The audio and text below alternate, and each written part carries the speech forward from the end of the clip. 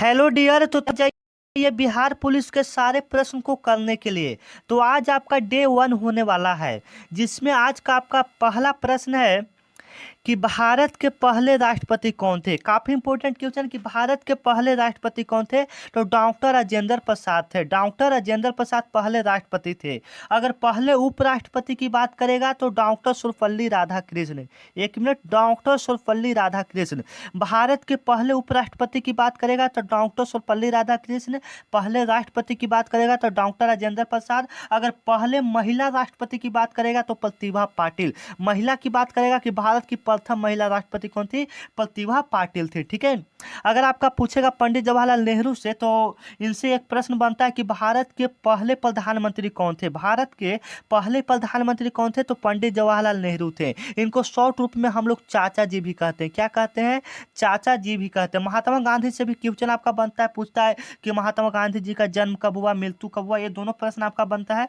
तो जन्म आप लोगों के लिए छोड़ते हैं। महात्मा गांधी जी का जन्म आप लोग कमेंट में बताएंगे, ठीक है। और इसका मृत्यु भी आप लोग साथ साथ बता देंगे। महात्मा गांधी जी का जन्म और मृत्यु दोनों साथ आप लोग बताएंगे, ठीक है।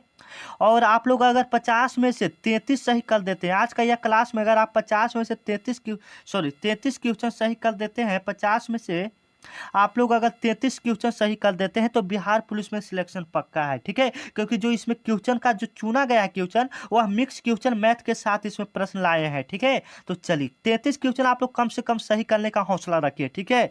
तो चलिए लास्ट में आप लोग बताएंगे कि कितना सही हुआ आप लोगों का। नेक्स्ट क्वेश्चन है कि हरित क्रांति कब शुरू हुआ। हरित क्रांति कब शुरू हुआ। और आप लोगों के लिए हम फ्री पीडीएफ लाए हैं, ठीक है। फ्री पीडीएफ आपका लेना है। आपको अगर लेना है तो एक नंबर आपको देंगे, उस पर आपको मैसेज करके बोलना है कि सर फ्री पीडीएफ दे दीजिए, ठीक है। तो आप लोग पहले वादा कीजिए कि क्लास को पूरा देखेंगे। जो नंबर हम देंगे उसको पहले आप लोग स्क्रीनशॉट लेकर रख लीजिएगा, ठीक है। हरित क्रांति कब शुरू हुआ था तो 1966 ईस्वी में हुआ था, ठीक है। 1966 ईस्वी में हुआ था। एक क्वेश्चन हरित क्रांति से बनता है कि हरित क्रांति जब आया था तो सबसे ज़्यादा किस फसल पर प्रभाव पड़ा था। तो सबसे ज़्यादा किस फसल पर प्रभाव पड़ा था तो आपका जो फसल पर प्रभाव पड़ा था वह था गेहूं। सबसे ज़्यादा किस फसल पर प्रभाव पड़ा था तो गेहूं फसल पर प्रभाव पड़ा था, ठीक है। आप लोग याद रखेंगे। चलिए, तो यह मेरा व्हाट्सअप नंबर है, यहाँ पर आप लोग देख सकते हैं। आप लोग को इस नंबर पर मैसेज करके, व्हाट्सअप नंबर है, ठीक है। सिर्फ व्हाट्सअप आपको करना है कि सर मुझे फ्री पीडीएफ चाहिए, तो आपको इधर से भेज दिया जाएगा, ठीक है। तो अभी आप लोग इसको स्क्रीनशॉट लेकर रखिए और क्लास को पूरा देखिए, ठीक है। आप लोग 50 में से कितना, एक मिनट, आप लोग 50 में से कितना सही कर पाते हैं आप लोग कमेंट में लास्ट में बताएंगे। देखते हैं किस में कितना दम है, ठीक है।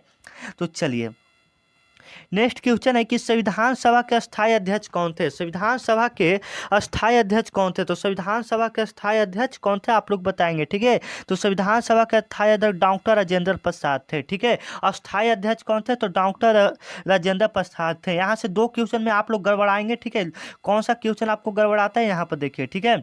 एक आपका स्थायी पूछता है, एक मिनट लिख देते हैं। एक आपका स्थायी पूछता है, अस्थाई एक अध्यक्ष पूछेगा, एगो अस्थाई अध्यक्ष पूछेगा, ठीक है। एक अस्थाई अध्यक्ष पूछेगा, ठीक है। तो यहाँ पर आपको अस्थाई अध्यक्ष तो बता दें डॉक्टर राजेंद्र प्रसाद, लेकिन अस्थाई पूछेगा तो कौन सा हो जाएगा, डॉक्टर सच्चिदानंद सिन्हा आपका हो जाएगा। अस्थाई पूछेगा तो सच्चिदानंद सिन्हा, अस्थाई अस्थाई पूछेगा तो डॉक्टर राजेंद्र प्रसाद होगा, ठीक है। इतना आप लोग याद रखेंगे।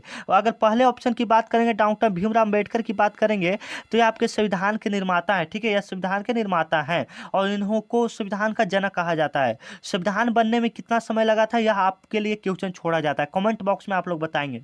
पंडित जवाहरलाल नेहरू को आपको ऊपर बता चुके हैं, भारत के प्रथम प्रधानमंत्री थे। इनको चाचा जी शॉर्ट रूप में कहा जाता है, ठीक है।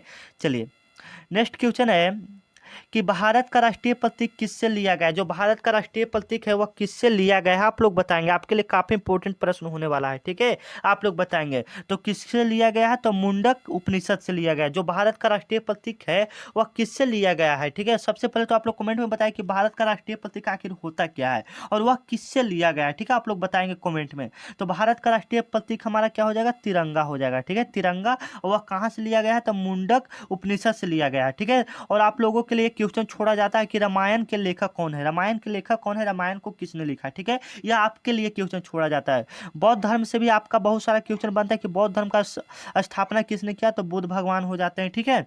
चलिए नेक्स्ट क्वेश्चन है कि मौर्य साम्राज्य का स्थापना, 1 मिनट, मौर्य साम्राज्य का स्थापना किसने किया था? मौर्य साम्राज्य का स्थापना किसने किया था? मौर्य साम्राज्य का स्थापना किसने किया था? मौर्य है तो मौर्य तो चंद्रगुप्त मौर्य, ठीक है। मौर्य साम्राज्य का स्थापना किसने किया था? तो चंद्रगुप्त मौर्य ने किया था। समुद्रगुप्त से भी आपका एक क्वेश्चन बनता है कि गुप्त वंश का स्थापना किसने किया था? गुप्त वंश का स्थापना किसने किया था? तो आपका समुद्र, 1 मिनट, आपका समुद्रगुप्त हो जाते हैं, ठीक है। यहाँ पर समुद्रगुप्त ऑप्शन आपका बिल्कुल राइट हो जाएगा, ठीक है। चलिए नेक्स्ट क्वेश्चन है कि जल का रासायनिक सूत्र क्या होता है? जल का, 1 मिनट, जल का रासायनिक सूत्र क्या होता है? तो आपको बच्चा बच्चा को पता होगा कि जल का रासायनिक सूत्र क्या होता है।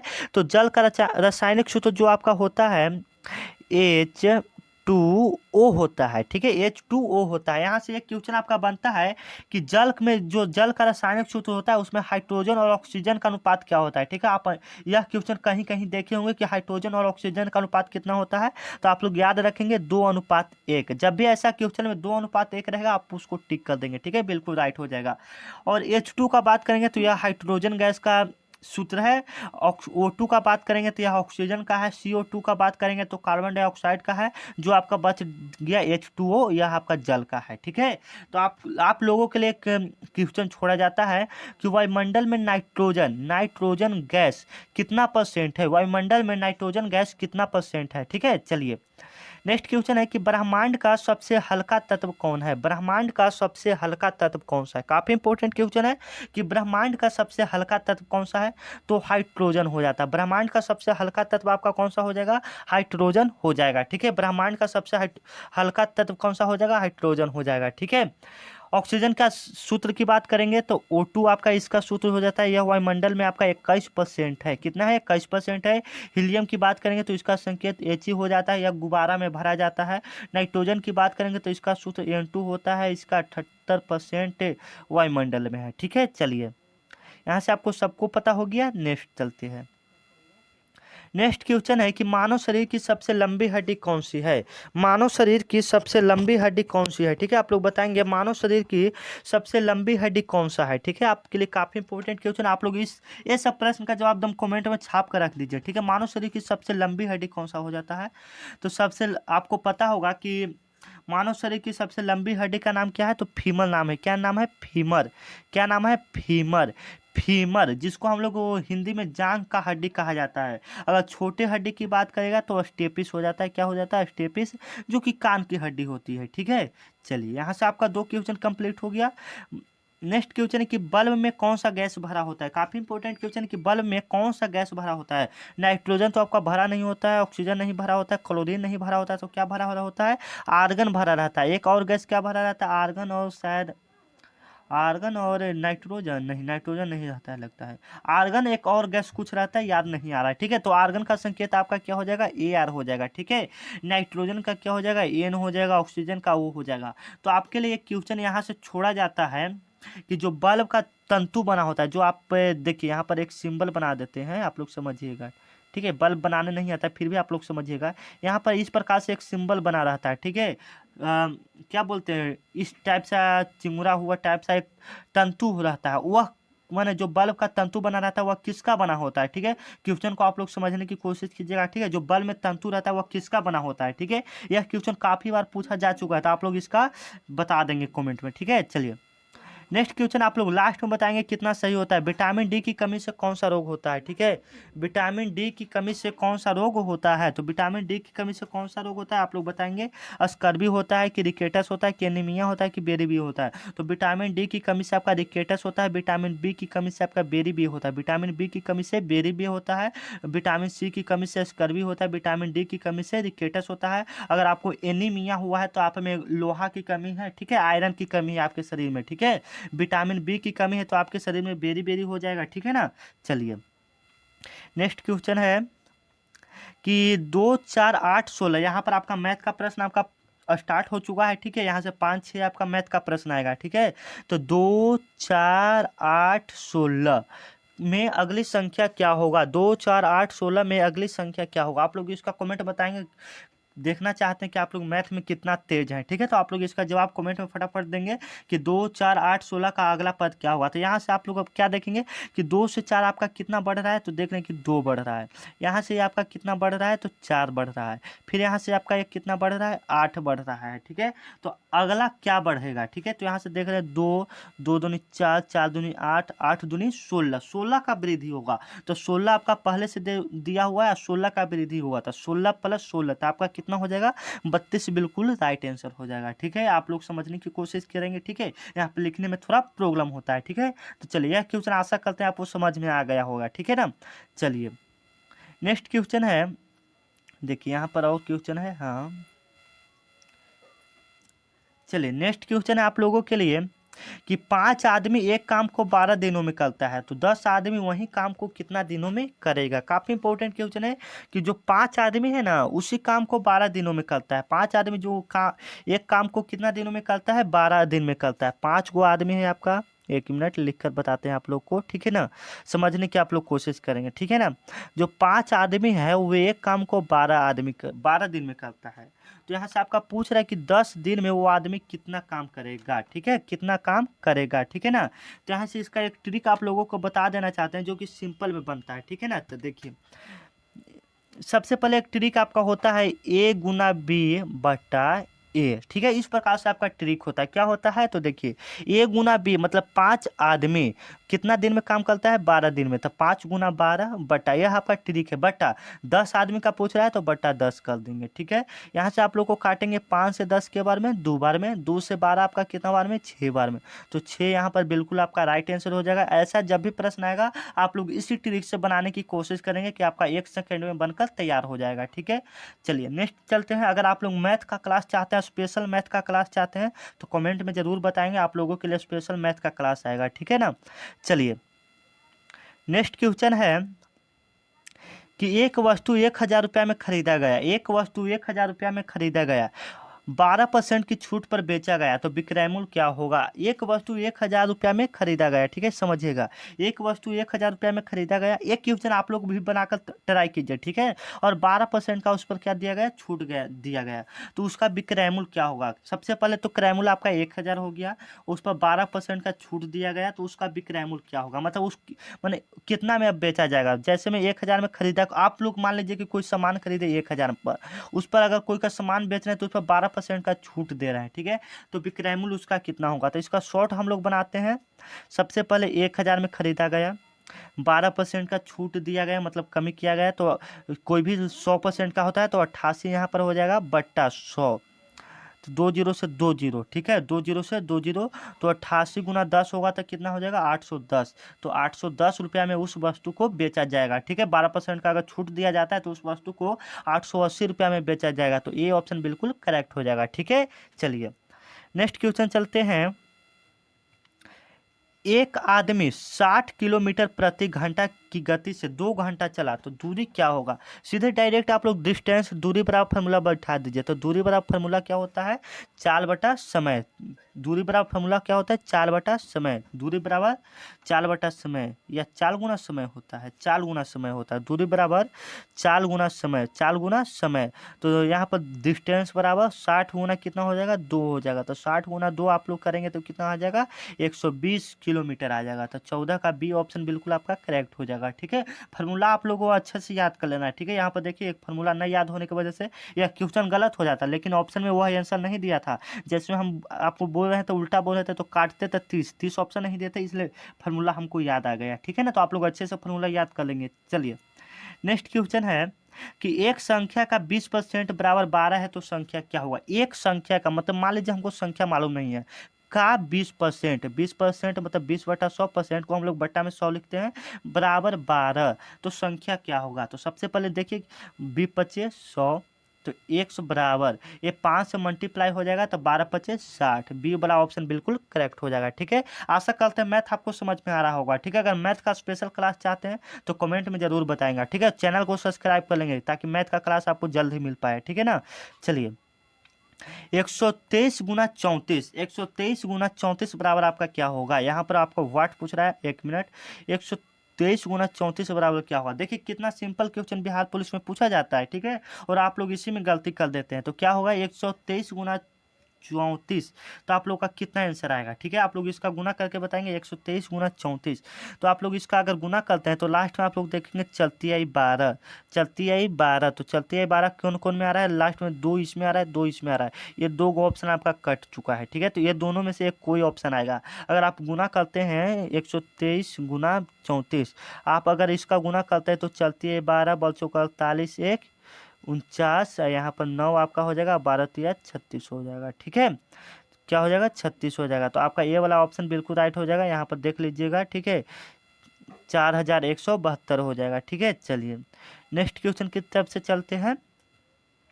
यदि a बराबर 1 और b बराबर 2 तो CAT का योग कितना होगा। काफी इंपॉर्टेंट क्वेश्चन है कि यदि a बराबर 1 और b बराबर 2, यदि a बराबर 1 b बराबर 2 तो CAT का योग कितना होगा। तो c का आपका 3 हो जाएगा, a का आपका 1 हो जाएगा और 2 हो जाएगा, ठीक है। तो इसका योग पूछ रहा है, इसका योग कितना होगा, इसका योग कितना होगा, ठीक है। CAT का योग कितना होगा, यहाँ पर सॉरी गलती यहाँ पर हो गया, ठीक है ना।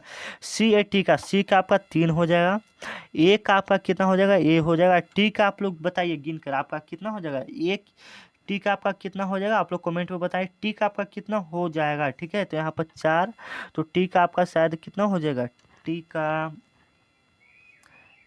कम से कम टी का कितना हो जाएगा, आप लोग बताइए। टी ABCDEFGHIJKLMNOPQRST, माने 20वां अक्षर होता है, ठीक है, 20वां अक्षर। तो यहाँ पर 4 और 4 आया 20 24, यहाँ पर सी वाला ऑप्शन बिल्कुल करेक्ट हो जाएगा, ठीक है। आप लोग थोड़ा फास्ट दिमाग लगाइएगा, ठीक है ना। चलिए ऐसा भी प्रश्न पूछ देता है बिहार पुलिस में। नेक्स्ट, अगर राम की बहन की माँ श्याम की माँ है तो श्याम राम का क्या हुआ। अगर राम का जो बहन है ना, राम की बहन की माँ श्याम की माँ है तो श्याम का राम क्या हुआ, ठीक है। आप लोग बताएंगे श्याम राम का क्या हुआ। यह क्वेश्चन आप लोगों के लिए छोड़ा जाता है। तो देखिए राम की बहन की माँ श्याम की माँ है तो श्याम राम का क्या होगा, भाई होगा। सिंपल सा क्वेश्चन है, भाई ब्रदर हो जाएगा। सी वाला ऑप्शन बिल्कुल करेक्ट हो जाएगा। कोडिंग, कोडिंग यहाँ पर है, कोडिंग से क्वेश्चन आपका पूछ दिया है कि W वर्ड को XPSC तो लायन को क्या कहा जाएगा। तो एक एक अक्षर आप देख रहे हैं कि यहाँ पर बढ़ाया है, W को X किया है, वो को P किया है, R को S किया है, D को S किया है। तो इसी प्रकार से इसमें भी हम लोग कर देंगे, ठीक है। तो L को हम लोग M कर देंगे, L को हम लोग M कर देंगे, I को हम लोग क्या कर देंगे, J कर देंगे, O को हम लोग P कर देंगे और N को हम लोग M कर देंगे, ठीक है। तो आपका वही बिल्कुल राइट आंसर हो जाएगा, ठीक है। यहाँ पर M हो जाना चाहिए था, ये B वाला ऑप्शन आपका बिल्कुल करेक्ट हो जाएगा, ठीक है ना। चलिए श्रेणी 1 4 9 16, श्रेणी 1 4 9 16 का अगला पद क्या होगा। इसमें आप लोग बताइए कि श्रेणी 1 4 9 16 का अगला पद क्या होगा। तो क्या होगा अगला पद, देखिए यहाँ से कितना बढ़ रहा है, 3 बढ़ रहा है, फिर 3 से 5 बढ़ रहा है, 5 से 7 बढ़ रहा है, 7 से 9 बढ़ेगा, दो दो यहाँ पर ज़्यादा हो रहा है, ठीक है। तो 16 9 आपका 25 हो जाएगा, ठीक है। चलिए तो यहाँ पर आपका मैथ समाप्त हुआ। आप चलते हैं जीके जीएस पर। भारत की वर्तमान राष्ट्रपति कौन है। वर्तमान राष्ट्रपति कौन है, तो द्रौपदी मुर्मू है। आप लोग याद रखेंगे द्रौपदी मुर्मू है। कौन है, द्रौपदी मुर्मू है। यहाँ पर बी वाला ऑप्शन बिल्कुल करेक्ट हो जाएगा।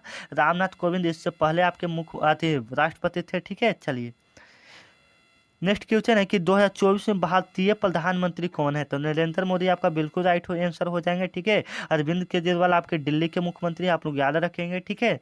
चलिए 2024 का लोकसभा का चुनाव कितने चरणों में हो रहा है। 2024 का जो लोकसभा का चुनाव हो रहा है वह कितने चरणों में हो रहा है, तो वह 7 चरणों में हो रहा है। यहाँ पर एक मिनट, यहाँ पर 7 चरणों में सी वाला ऑप्शन बिल्कुल करेक्ट हो जाएगा, ठीक है।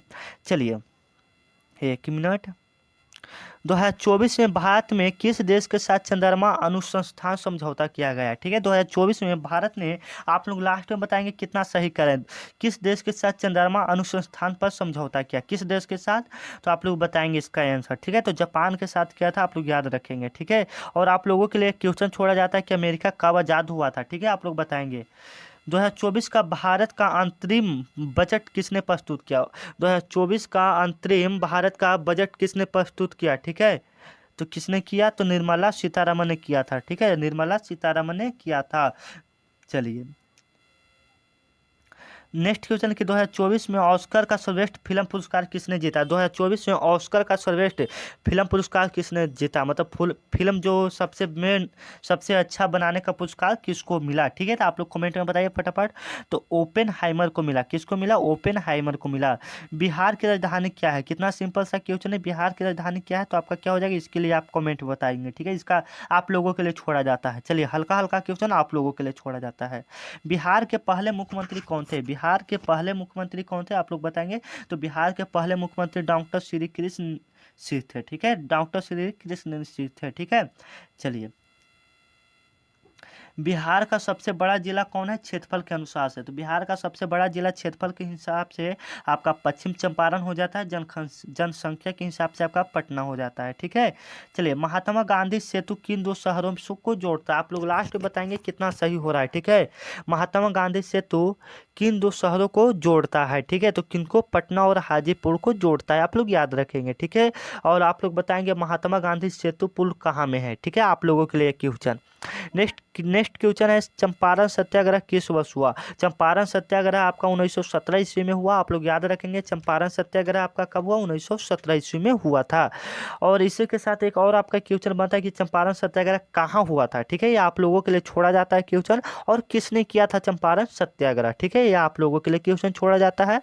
नेक्स्ट क्वेश्चन है, जालियांवाला बाग हत्याकांड कब हुआ था? जालियांवाला बाग हत्याकांड कब हुआ था?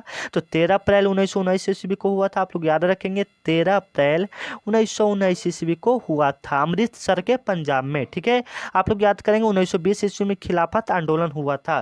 13 अप्रैल 1919 में जो जालियांवाला बाग हत्याकांड हुआ था उसमें लगभग 20,000 लोगों को गोली से भूंज दिया गया था। ठीक है, आप लोग याद रखेंगे।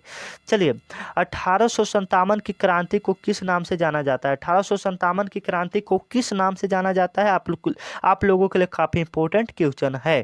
ठीक है, तो किस नाम से हम लोग जानते हैं? तो प्रथम स्वतंत्रता संग्राम के नाम से हम लोग उसको जानते हैं। प्रथम स्वतंत्रता संग्राम के नाम से जानते हैं, भारतीय विद्रोह के नाम से भी जानते हैं, सिपाही विद्रोह के भी नाम से जानते हैं। 1857 का क्रांति जो था ना, वह इतिहास का सबसे बड़ा क्रांति माना जाता है, क्योंकि उसमें भारत के लोग भी विद्रोह किए थे। उसको पहला मतलब क्या बोलते हैं, भारत को आज़ाद होने का पहला मतलब पहला कोशिश किया गया था, सिपाही विद्रोह हुआ था। मतलब उपयुक्त सभी आपका यहाँ पर डी ऑप्शन बिल्कुल क्या हो जाएगा, करेक्ट हो जाएगा। ठीक है, चलिए, यहाँ से और क्वेश्चन क्या बन जाएगा, पूछेगा कि सिपाही विद्रोह कब हुआ था। यहाँ से आप एक क्वेश्चन बनेगा, सिपाही विद्रोह कब हुआ था? तो 1857 ईस्वी में हुआ था। ठीक है, गांधी इरविन समझौता कब हुआ? गांधी इरविन समझौता कब हुआ? काफी इंपॉर्टेंट क्वेश्चन है, गांधी इरविन समझौता कब हुआ?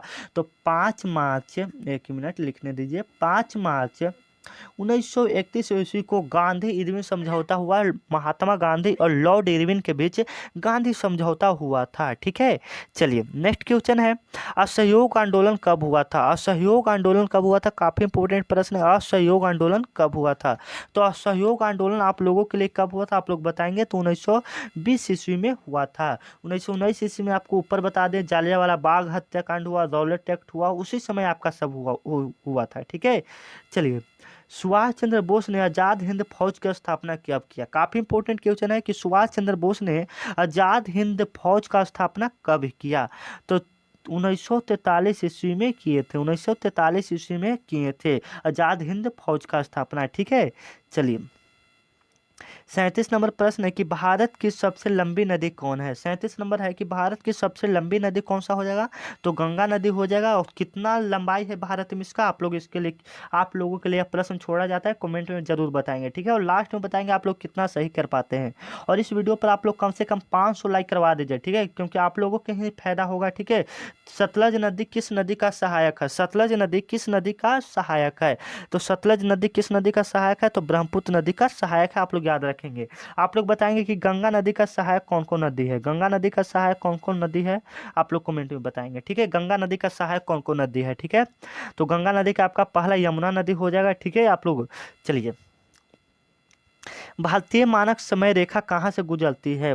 एक मिनट, भारतीय मानक समय रेखा कहाँ से गुजरती है? ठीक है, आप लोगों के लिए क्वेश्चन है, तो मिर्जापुर से गुजरती है। ठीक है, आप लोग याद रखेंगे।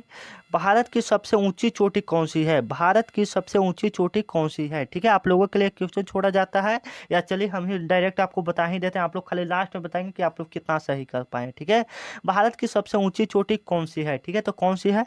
तो कंचनजंगा है, आप लोग याद रखेंगे। भारत की सबसे ऊंची चोटी हो जाएगा। ठीक है, माउंट एवरेस्ट नेपाल में है, जो कि सबसे ऊंचा पर्वत ये भी आपका है। ठीक है, चलिए, भारत में सबसे अधिक वर्षा किस स्थान पर होता है? तो चेरापूंजी में होता है, याद रखेंगे आप लोग। पहले आप लोग का था मानसीराम मेघालय, लेकिन अब जो आपका है चेरापूंजी वहीं पर इलाका है। ठीक है, चेरापूंजी आपका वहीं पर इलाका है। ठीक है ना, चलिए, भारत का संविधान कब लागू हुआ? भारत का संविधान कब लागू हुआ? आप लोगों के लिए क्वेश्चन है, भारत का संविधान कब लागू हुआ? तो 26 जनवरी कब लागू हुआ था? 1950 ईस्वी में। ठीक है, आपका 26 नवंबर 1949 ईस्वी में संविधान बनकर पूरा एकदम तैयार हो गया था। 1950 ईस्वी जैसे ही आया, आपका संविधान लागू कर दिया गया, और आपका ए ऑप्शन के हिसाब से आपका भारत देश आज़ाद हुआ था 15 अगस्त 1947 को। नेक्स्ट क्वेश्चन है कि संविधान में कितने मौलिक अधिकार है? काफी इंपॉर्टेंट क्वेश्चन है कि संविधान में कितने मौलिक अधिकार हैं? तो कितने मौलिक अधिकार हैं? तो 6 मौलिक अधिकार है। ठीक है, आप लोग याद रखेंगे, 6 मौलिक अधिकार हैं। नेक्स्ट क्वेश्चन है कि राज्यसभा के सदस्यों का कार्यकाल कितने वर्षों का होता है? राज्यसभा के सदस्यों का कार्यकाल कितने वर्षों का होता है? तो कितने वर्षों का होता है आप लोग बताएंगे? तो 6 वर्षों का होता है। ठीक है, 6 वर्षों का होता है। भारत के पहले कानून मंत्री कौन थे? काफी इंपॉर्टेंट क्वेश्चन है, भारत के पहले कानून मंत्री कौन थे? तो डॉक्टर भीमराव अंबेडकर थे। पंडित जवाहरलाल नेहरू की बात करेंगे तो भारत के पहले प्रधानमंत्री। राजेंद्र प्रसाद की बात करेंगे तो पहले राष्ट्रपति। मौलाना आजाद की बात करेंगे तो भारत के पहले शिक्षा मंत्री थे। ठीक है, चलिए, राष्ट्रपति की अनुपस्थिति में कार्य कौन करता है? काफी इंपॉर्टेंट क्वेश्चन, अगर राष्ट्रपति नहीं है तो उसका कार्य कौन करेगा? तो ऑफ कोर्सली आपको पता है कि उपराष्ट्रपति उसका काम करेगा। ठीक है, तो बी ऑप्शन बिल्कुल क्या हो जाएगा? बिल्कुल राइट हो जाएगा। नेक्स्ट क्वेश्चन है कि यूएनए का मुख्यालय कहाँ है? यूएनओ का मुख्यालय कहाँ है? तो यूएनओ का मुख्यालय कहाँ है? न्यूयॉर्क में, आप लोग याद रखेंगे। नेक्स्ट क्वेश्चन है कि भारत का राष्ट्रीय खेल क्या है? एक मिनट, भारत का राष्ट्रीय खेल क्या है? भारत का राष्ट्रीय खेल क्या है? तो आपका हॉकी हो जाएगा। भारत का राष्ट्रीय खेल आपका क्या हो जाएगा? हॉकी हो जाएगा। भारत का राष्ट्रीय खेल आपका क्या हो जाएगा? हॉकी हो जाएगा। भारत का राष्ट्रीय पशु कौन है? भारत का राष्ट्रीय पशु कौन सा हो जाएगा? आपका बाघ हो जाएगा। भारत का राष्ट्रीय पशु कौन सा हो जाएगा? बाघ हो जाएगा। ठीक है, भारत का राष्ट्रीय पशु बाघ हो जाएगा। नेक्स्ट क्वेश्चन है कि स्वतंत्र भारत के पहले गवर्नर जनरल कौन थे? स्वतंत्र भारत के पहले गवर्नर जनरल कौन थे? तो कौन थे आप लोग बताएंगे? ठीक है, तो कौन थे? तो लॉर्ड माउंटबेटन थे। लॉर्ड माउंटबेटन थे। ठीक है, तो अब आप लोग बताइए कि आप लोग का 50 में से टोटली आप लोग का, एक मिनट, आप लोग का 50 में से टोटली कितना सही हुआ? 50 में से टोटली कितना क्वेश्चन सही हुआ? ठीक है, लास्ट में फटाफट आप लोग बताएंगे कि 50 में से कि हाँ सर मेरा 22 सही हुआ, 23 सही हुआ, कितना आप लोग का सही हुआ कमेंट में ज़रूर बताएंगे। और इस वीडियो को जाते जाते आप लोग लाइक और अपने दोस्तों के पास शेयर कीजिए, ताकि उनको भी कुछ इस वीडियो का लाभ मिल पाए। ठीक है, उनको भी फ्री पीडीएफ मिल पाए। अगर फ्री पीडीएफ आपको लेना है तो ऊपर हम नंबर दे चुके हैं, फिर से एक बार आपको दिखा देते हैं। ठीक है, चलिए, नंबर पर हम लोग आते हैं। एक बार आपको हम फिर से वही नंबर को दिखा देना चाहते हैं। मेरा यही नंबर है, इसको आप लोग स्क्रीनशॉट लेकर इस नंबर पर मैसेज कीजिए, आपको फ्री पीडीएफ दे दिया जाएगा। तो मिलते हैं नेक्स्ट वीडियो में, तब तक के लिए जय हिंद, जय दोस्तों, पढ़ाई में लगे रहिए।